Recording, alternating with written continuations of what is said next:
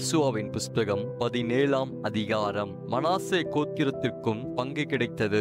அவன் யோசேப்புக்கு முதற்பேரானவன். மனாசேயின் மூத்த குமாரனும் கிளையாத்தின் தகப்பனுமான மாகீர் யுத்த மனுஷனானபடியினால் கீலேயாத்தும் பாசானும் அவனுக்கு கிடைத்தது.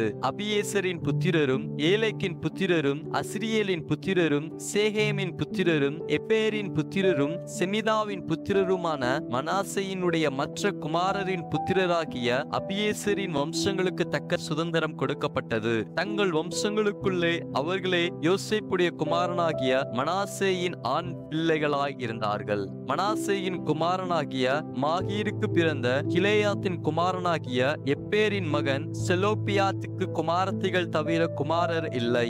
அவன் குமாரத்திகளின் நாமங்கள் மக்லால், நோவால், ஒக்லால், மில்கால், திர்சால் என்பவைகள். அவர்கள் ஆசாரியனாகிய எலெயாசாருக்கும் நூனின் குமாரனாகிய யோசுவாவுக்கும் பிரபுக்களுக்கும் முன்பாக சேர்ந்து வந்து, எங்கள் சகோதரர் நடுவே எங்களுக்கு சுதந்திரம் கொடுக்கும்படி கர்த்தர் மோசேக்கு கட்டளையிட்டார் என்றார்கள். ஆகையால் அவர்கள் தகப்பனுடைய சகோதரரின் நடுவே கர்த்தருடைய வாக்கின்படி அவர்களுக்கு சுதந்திரம் கொடுத்தான். யோர்தானுக்கு அப்புறத்திலே இருக்கிற கீலேயாத், பாசான் என்னும் தேசங்களை அல்லாமல் மனாசேக்கு சீட்டிலே விழுந்தது 10 பங்குகளாம். மனாசேயின் குமாரத்திகள் அவன் குமாரருக்குள்ளே சுதந்திரம் பெற்றார்கள். மனாசேயின் மற்ற புத்திரருக்கு கீலேயாத் தேசம் கிடைத்தது.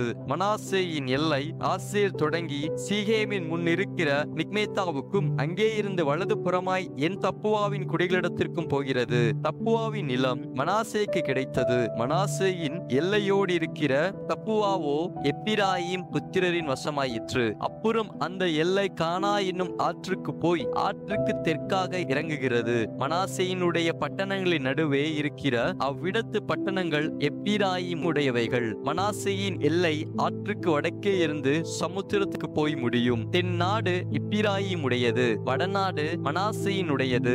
சமுத்திரம் அதன் எல்லை. அது வடக்கே ஆசேரையும் கிழக்கே இசக்காரையும் தொடுகிறது. இசக்காரிலும் ஆசேரிலும் இருக்கிற 3 நாடுகளாகிய பெத்சேயானும் அதன் ஊர்களும், பிளேயாமும் அதன் ஊர்களும், தோரின் குடிகளும் அதன் ஊர்களும், எந்தோரின் குடிகளும் அதன் ஊர்களும், தானாகின் குடிகளும் அதன் ஊர்களும், மெகிதோவின் குடிகளும் அதன் ஊர்களும் மனாசேயினுடையவைகள். மனாசேயின் புத்திரர் அந்த பட்டணங்களின் குடிகளை துரத்திவிடக் கூடாமற் போயிற்று. கானானியர் அந்த சீமையிலே தானே குடியிருக்க வேண்டும் என்று இருந்தார்கள். இஸ்ரவேல் புத்திரர் பலத்த போதும் கானானியரை முற்றிலும் துரத்தி விடாமல் அவர்களை பகுதி கட்டுகிறவர்களாக்கி கொண்டார்கள். யோசேப்பின் புத்திரர் யோசுவாவை நோக்கி, கர்த்தர் எங்களை இதுவரைக்கும் ஆசீர்வதித்து வந்ததினால் நாங்கள் ஜனம் பெருத்தவர்களாயிருக்கிறோம். நீர் எங்களுக்கு சுதந்திரமாக ஒரே வீதத்தையும் ஒரே பங்கையும் கொடுத்தது என்ன என்று கேட்டார்கள். அதற்கு யோசுவா, நீங்கள் ஜனம் பெருத்தவர்களாயும் எப்பிராயீம் மலைகள் உங்களுக்கு நெருக்கமாயும் இருந்தால் பெரிசியர் ரெப்பாயீமீர் குடியிருக்கிற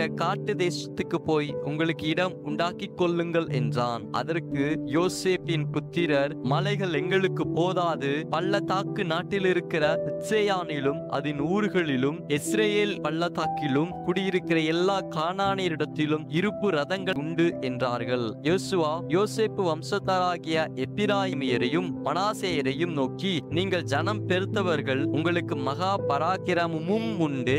ஒரு பங்கு மாத்திரம் அல்ல, மலை தேசமும் உங்களுடையதாகும். அது காடானபடியினாலே அதை வெட்டி திருத்துங்கள். அப்பொழுது அதன் கடையாந்தரம் மட்டும் உங்களுடையதாயிருக்கும். கானானியருக்கு இருப்பு ரதங்கள் இருந்தாலும் அவர்கள் பலத்தவர்களாய் இருந்தாலும் நீங்கள் அவர்களை துரத்தி விடுவீர்கள் என்றான் என்பதே. ஆமேன்.